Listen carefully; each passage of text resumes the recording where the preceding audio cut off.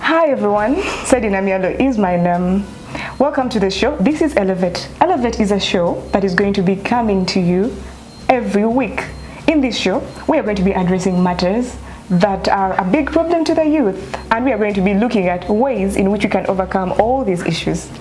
In today's episode, we are going to be covering business startup, particularly where you're going to get this money to begin your business.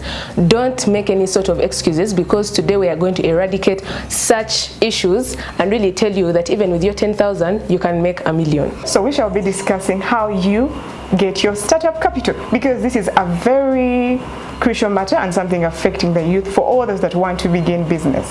We are going to be telling you exactly how to get this money that you're going to be using for this business. Well, starting up a business, having to generate income startup is something quite difficult. But after today's episode, you feel different. You will start a business. You're going to make $1 million out of that 10,000 that you have. We shall take a quick break and we'll be right back. You are still watching Elevate. As we told you, we are addressing crucial matters that concern the youth, matters that we can solve. So for all those problems that we are facing as youth, we are giving you solutions. It is just an open secret. For every problem, there is a solution. So Letitia, what shall we discuss today? Today, we are going to be discussing startup capital. Where am I going to get the money to start a particular business? The very 10,000 you have in your pocket might be the answer to your poverty problems. So Letitia, you speak of the very 10,000 that I have in my pocket. Yes. Well, there is a youth out there. There is me here who doesn't have the 10,000. So how do I solve the problem? Labor. You can actually get some gigs yourself that are going to get you paid. And the problem, I think, nowadays is that children look up to these white collar jobs. That's not where you're going to start from. That's not where anyone ever starts from. You need to get those basic jobs that are going to get you the capital, the little capital that you're going to need to start your enterprise. Speaking of gigs don't fall from heaven. So let us break this down. In your society, at home, your mom, you wash your mom's car. Within a month, you can generate, I think, like 30K. I feel 30K. Like, okay. 30K can be enough for you to start something. I feel like we are now neglecting a certain category of people. Are we only looking at those that have cars? I want us to break this down. I want you to give the viewers the different kinds of what you call gigs or jobs that they can do from wherever they are or whatever category they are in, and they could be able to generate something. This obviously now calls for creativity. You cannot fail to find in your society somebody that is willing to give you something for you to do something for them. Of course, we are sticking within the moral compass. You will always find something to do.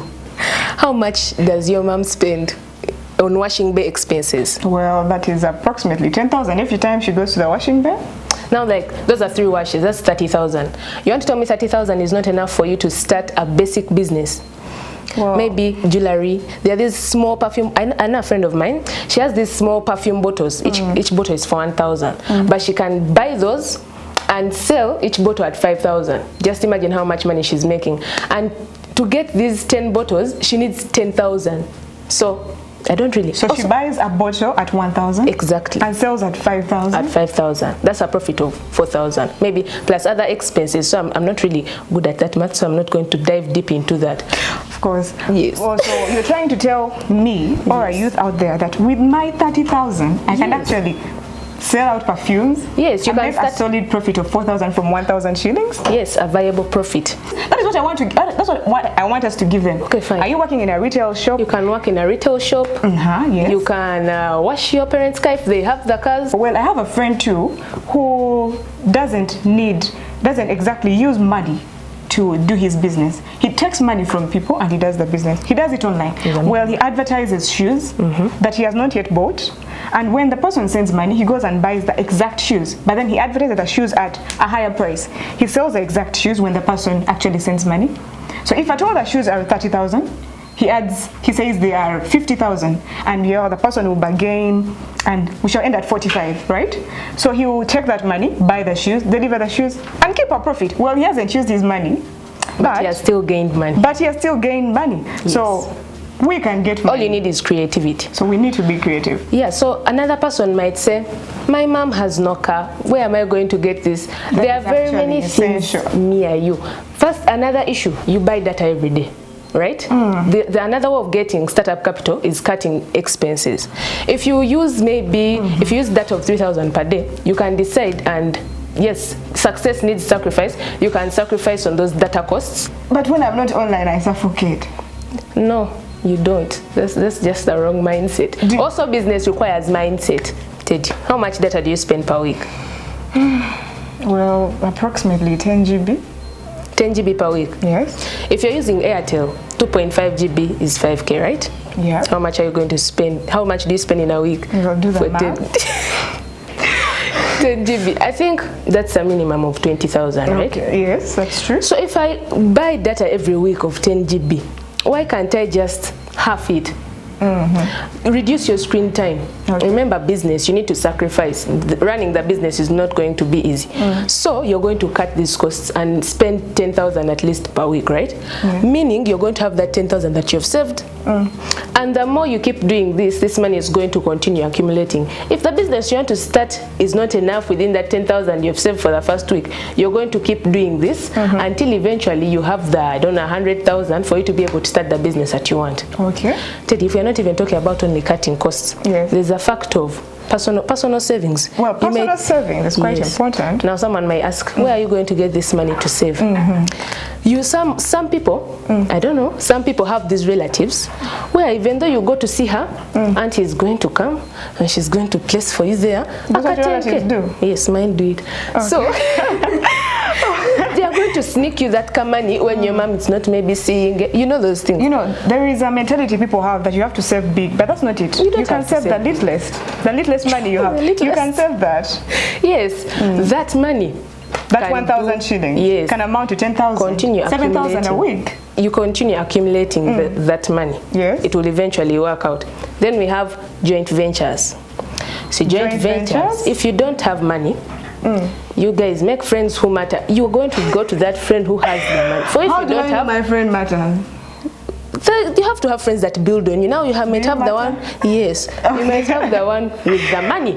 Go to that friend, you're the idea man now. You go to that friend, present your idea, and start this venture with that person. Okay, that is quite something. Well, you could come together, join energies. Yes. You have the idea, I have the money, I have the money, and we start a business. Yes. Okay. So now let me ask another question, Teddy. How much did you spend on your hair?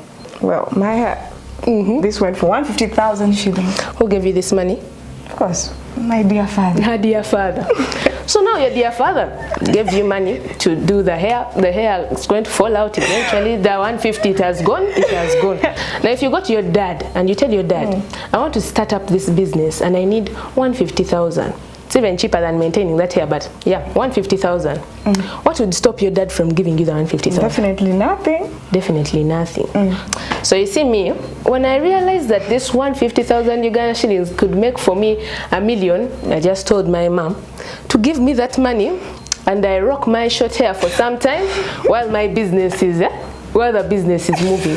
So you can adjust your mindset like I did and start up another way of getting the money. Are you seeing how like this money is within your reach, it's within your environment, it's within the things you do. There's money in everything. So you just really need to be creative enough to reach out and think about these things and gain the money. So Teddy, do you have any idea how people can get the money? Or how people could generate money? Yes. We can take loans, can't we?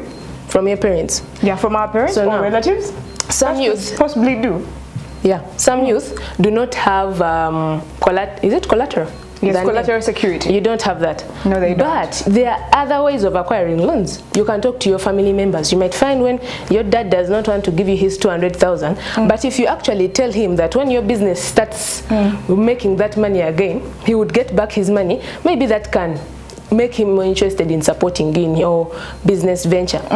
Speaking of loans, speaking of us taking loans from our parents, well, why would I what is that essential that I'm going to pay back? Why would I pay my parent back? Why wouldn't you pay back your dad? He's my dad. Exactly, he's your dad. Now, this is a person, okay, now we are talking about the parents now, particularly. This is a person, they have raised you, they have done everything for you, and then you ask them for things, they always give them to you. Yes. And then this one time, they're actually helping you in something that is going to become a very important factor of your life, right? You're generating income. And then you fail to take back the money that actually helped you to do this.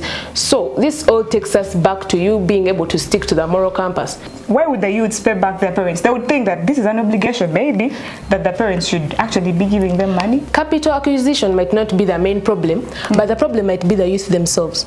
As a person, if I'm capable of helping you start a business, but then I know that there's a large possibility of you having trouble, and I'm going to have why would I give you the money? So what are you telling the youths? I'm basically telling the youths that when you're going to enter the business world, you must keep in mind the business ethics that are going to make you more popular among all the stakeholders in your business. Okay. You're going to need to be honest, and in honesty, I'm just saying, yes, basically honest. Pay your loan. Pay your loan. Okay, that was definitely loud and clear. So what you've heard are views from Letitia and I, but we are chanced and blessed to have an expert that is going to tell us, the youths, how best we can generate startup capital. So when I think about young people that want to start out in business, usually we are thinking big amounts of money, but we really all have to start where we are. Every young person right now, teenager, young adult at the university, has a source of income, most likely in the form of pocket money. What you don't realize is that if you budget for this money, it can actually start you out. If I get 50,000 and what I'm covering is really transport and everything, you can always find a cheaper way to do something. And when you do that, whatever money you save goes into the business you're starting. The reason why our pocket money just falls through our pockets is because we don't have a goal. So when you know that in order to start my business I need 500,000 Uganda shillings, that 25k that you save off your transport begins to make sense. In 2 weeks it has multiplied because you're just adding on top of that. So when you know the goal, you know how to work with your pocket money. The other thing you can do is odd jobs. There is always someone older than you in your family who is willing to pay for your time to go to town, do something for them, make a delivery, pick up a delivery, get that, count that as work and let it count towards your money for the business. The other thing still within the family is that when your plan is clear, you'll be surprised how many people are willing to back it. So there will be people willing to give you grants to put into to start the business. You know, we are all happy when we see a young driven person wanting to make something of themselves. So many people within the family will be more than glad to put that money into your business as long as they can see a clear plan of where it's going. And then you can also pitch your business within the family and the extended family. You probably have a family member who has a similar story of they started very small and they're probably now a big real estate mogul within the family. So those are the people you pitch. You tell them, this is my idea, this is what I need, and this is how much I have. Can you give me the rest as a soft loan and be honorable enough to pay? Then I think another way is to look at business models differently. If you're working in goods and you want to, let's say, get into a business of sneakers, you know there's a big walking and running culture in Kampala right now, and you know that there's a place where you can find these people. If you are a trustworthy individual, you can then have a model where a deposit is made for you to deliver a certain shoe, and that helps you to then get the goods, deliver them, get your markup and pay the balance to the person supplying you. So look at business differently. You don't have to have that big bulk. Sometimes you just have to have the guts and the confidence to walk up to business people and they advance you goods while the customer is advancing your deposit, and then you make one. Then I think currently what the young people today don't count as capital, and yet they are thriving in the middle of it, is attention. If you know that you are supplying a service, what you need to do is use the internet, which you are already working with and using every single day. You wake up, you're on your WhatsApp and everything. That's an audience. Go to Canva, create a flyer, put it on these groups. That's already a marketing budget that you don't have to think about. Drop it on your WhatsApp, someone will see it and they will reach out to you for this service. Capital is not 100 million. In many cases, it's not 5 million, but it grows with time. And also, if you look out for stories of people that have started small, and they are especially in the service industry, we're doing cleaning, we're doing deliveries, we're doing this and that, they usually start very small, get it right, and then they can be able to scale. Don't start huge. Loans are they're already holding you back. If you're starting out from the very beginning with a loan, you are already at the beginning of the learning curve. And when that fails, the setback takes you back to zero. I think we need to be able to learn to start slowly. Of course, the important thing is to start, and the faster you start, the more ground you cover. But if you wait to get the loan and then get started, you're starting out with no lessons learned, with no experiences picked and all, unless you're working with someone who is holding your hand. You have a mentor, you're working within an incubation hub. I can give you some of these lessons, but it would be best not to start at zero on a loan.